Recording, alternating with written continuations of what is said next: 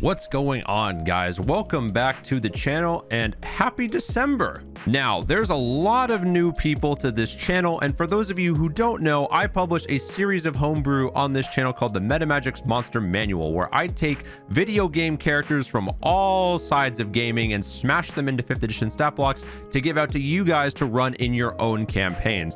And because it is the season of giving, I thought there would be no more perfect time than to give you a treasure trove of magic items that you could collect from said creatures that I have given you to fight. Now, the last chapter of the Metamagix Monster Manual I made was on Dead by Daylight. So in this video specifically, I'm going to be giving you 12 brand new magic items that you can use in your campaigns as either quest rewards for defeating these enemies, or maybe you just find them in your ye olde magic shop. Whatever the case may be, here you go. These are for you to use. Before we get started, only a small percentage of you guys who watch these videos are actually subscribed. So if you end up enjoying this video and enjoying this type of content, consider subscribing. It's free and you can always change your mind. And as well, you can find a link in the description of this video that will take you to my Discord, where you can find downloadable pictures of all of these magic item cards for free. So here's the list of killers, and we're just going to get started right away and roll down the line of killers by appearance, talk about each of them and their respective magic items. To begin with the Trapper, we have the first item, the Trapper's Bear Trap.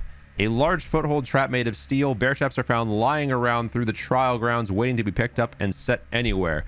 When you use the action to set it, this trap forms a sawtooth steel ring that snaps shut when a creature steps on the pressure plate in the center. This trap is affixed to a heavy chain to an immobile object. This is a tree or a spike driven into the ground. A creature that steps on the plate must succeed on a DC 15 dexterity saving throw or take 1d10 piercing damage and stop moving. Thereafter, until the creature breaks free of the trap, its movement speed becomes 0 and it cannot take reactions. A creature can use its action to make a DC 15 strength check, freeing itself or another creature within its reach on a success. Each failed check deals 1d4 piercing damage to the trapped creature. Now, for those of you who are very attuned to the equipment list of 5th edition, you will recognize this as basically being just a souped up version of a normal hunting trap, with the changes mostly being in the higher dex save to not get trapped in it, the higher damage that you take when you get trapped by it, and the higher damage to each failed save when trying to get out of the trap. So this is meant to be a seriously considered item to equip in your arsenal when you are awarded this from either defeating the Trapper or, again, finding it just in a shop somewhere. Next up, we have the Wraith. And for the Wraith, we have his Wailing Bell. It is a very rare item that requires attunement. A heavy cast iron bell imbued with ancient powers allows the user to enter and walk the ethereal plane when rung. As a bonus action, the user may ring the bell, casting the etherealness spell on themselves. Once again, this cannot be used again until the next dawn. Etherealness being the 7th level spell, allowing you to traverse the ethereal plane for up to 8 hours. So a very powerful item, hence the very rare requiring attunement. And while I did rate the Wraith as a very low difficulty creature in terms of the challenge rating, I think this would be a really fun item to give your players should they fight this creature at an earlier level. Next up, we have the Hillbilly. And the Hillbilly gets the Hillbilly's Chainsaw, a rare item that requires attunement. A hulking and deadly chainsaw of terrifying strength grinds through flesh, bone, and soul. Once revved up, sends its user into a violent frenzy. For the damage, it deals 1d12 slashing damage. The user gains +2 to attack and damage rolls made with this weapon. And as a bonus action, the user may rev the chainsaw, entering a frenzy and doubling their movement speed for the rest of their turn. The user must use their action to make a weapon attack once activated. So you can't just rev the chainsaw, gain the movement speed, and then do something else. You must make a weapon attack with the chainsaw once you have used it as a bonus action. Next up, we have the Nurse. And for the Nurse, we have the Last Breath, a rare item that requires attunement. A powerful and violent last breath snatched from Crotus Pren Asylum Warden Patrick Spencer. Channeling its energy allows the user to pierce and jump through the spirit world in a blink. So as a bonus action, the user may blink to a location up to 30 feet away. The location does not have to be in line of sight. If the user ends the blink in a location occupied by a creature or object, the user is shunted to the nearest unoccupied space and takes 1d10 force damage. Once used, the creature is unable to take bonus actions until the end of their next turn. So they lose their next turn's bonus action, basically mimicking the fatigue state that the Nurse experiences when she uses this blink as well. Moving on, we have the item for the Huntress, and the Huntress gets Huntress's Hatchet. A skill taught by her mother and mastered in the wild, the Huntress can throw hatchets with deadly precision. This weapon is treated as a hand axe with a few changes. You gain +1 to attack and damage rolls made with this weapon. It also has the returning property. When you miss with a ranged attack from this weapon, it returns to your hand at the end of your turn. And this weapon deals 1d8 slashing damage on a hit as opposed to the 1d6 of a normal hand axe. And this weapon's range is 60 to 120, much larger range than the normal hand axe. So just like the bear trap being a souped up hunting trap, the Huntress's hatchet is a supremely souped up hand axe. Moving on from that, we have the shape, or Michael Myers. And for the shape, we have the Evil Within, which is a mask. It's very rare. It requires attunement. The darkness inside feeds his determination to take the life of his prey. This item is cursed. Once a creature becomes attuned to this item, they cannot attune from it freely unless they are affected by a remove curse spell. This item grants a +1 bonus to AC and all saving throws. When a creature completes a long rest, that creature's alignment shifts 1 time until it reaches chaotic evil, i.e. lawful good to neutral good, to chaotic good, to lawful neutral, to true neutral, to chaotic neutral, etc. until it gets all the way down to chaotic evil. Once a creature reaches chaotic evil, they must make a DC 21 wisdom saving throw or become possessed by the mask. While possessed, the creature becomes hostile to all other creatures, and everything else after that is completely up to the DM's discretion. So this, again, you would not be able to, if you're familiar with magic items, would not be able to, the party would not know this item is cursed when they attune to it unless they cast Identify on it. They would probably sense something is wrong when they're unable to unattune from it, but regardless, they would not be able to know otherwise. Moving on, we have the Hag. And for the Hag, we have her Blackened Catalyst. It is a rare item that requires attunement. The source of the Hag's power, a blackened finger used as a catalyst for her terrible power. As a bonus action, a creature may use this item to draw a runic shape on any solid ground surface. While within 60 feet of the rune, they may also use a bonus action to teleport to the rune, destroying it in the process. Only 1 rune may exist at a time. So it is a very short range guaranteed spot teleport that can be used once every 2 turns. So I feel that this is pretty balanced. I think you can get some seriously creative uses out of this item, which is why I printed it in this way. So go ahead, have fun with it.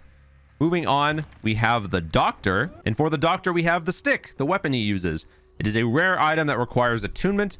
The stick is the primary weapon for the Doctor, an instrument of punishment when all other treatments failed. It deals 1d8 bludgeoning damage. You gain +1 to attack and damage rolls made with this weapon. While attuned to this weapon, you know the Shocking Grasp cantrip and can cast it with the stick as a spellcasting focus. If you already know Shocking Grasp, this weapon instead increases the damage die of Shocking Grasp to 1d10 when cast with the stick. So this will just buff your Shocking Grasp cantrip, which can be really helpful at later levels when you get additional damage dice on top of the Shocking Grasp dice itself. Next up, we have the Cannibal. And for the Cannibal, similar to the Hillbilly, we have Bubba's Chainsaw. It is a rare weapon that requires attunement.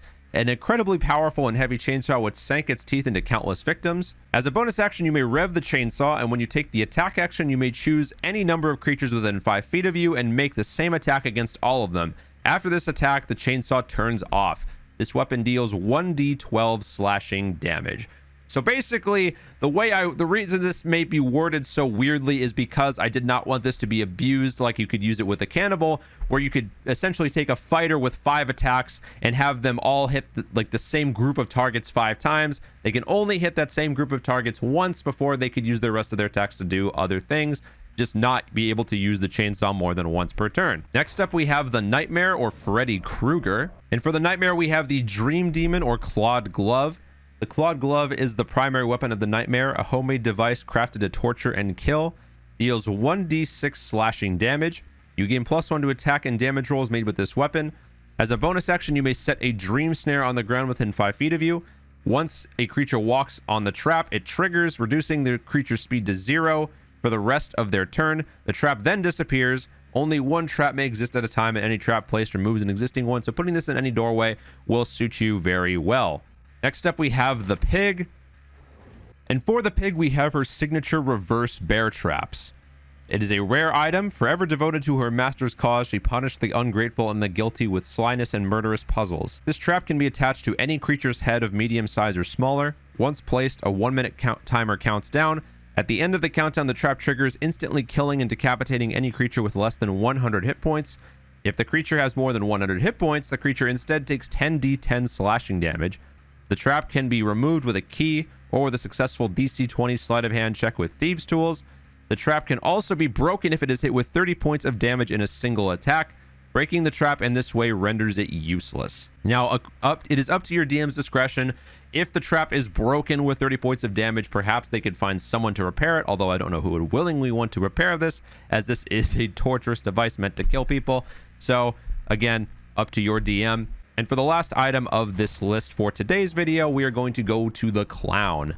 And for the Clown, we have his signature Afterpiece Tonic. It is a rare consumable. Throughout his years experimenting with anesthetics and muscle relaxants, the Clown developed several effective concoctions and formulas. His favorite, the Afterpiece Tonic, he has used to great effect, intoxicating and capturing many unwilling victims.